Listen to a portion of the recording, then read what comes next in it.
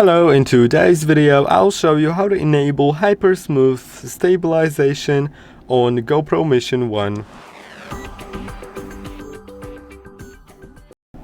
To do it, you need to click on the name of the mode you're currently in on the bottom of the screen, then scroll down to HyperSmooth. Now you can set it to on, off, or auto boost, so it will automatically do it.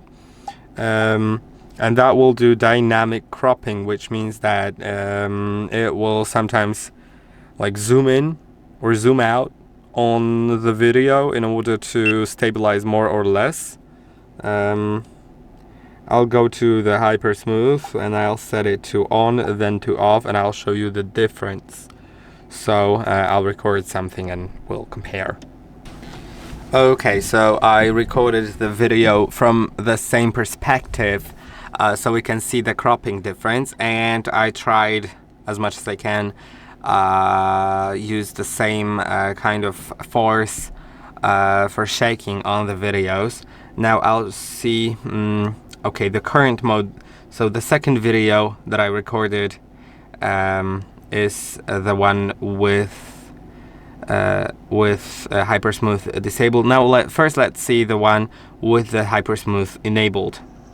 So this is the HyperSmooth video. As you can see, it looks pretty smooth. Now if I go to the one with the HyperSmooth off, it is much more wiggly. You can see this, and this is the same like pressure, the same force, and the same kind of shaking. You can see it's much more stabilized. So that is the thing. Is it more cropped? A little bit. I would say it's a little bit more cropped, but no, I actually don't think so.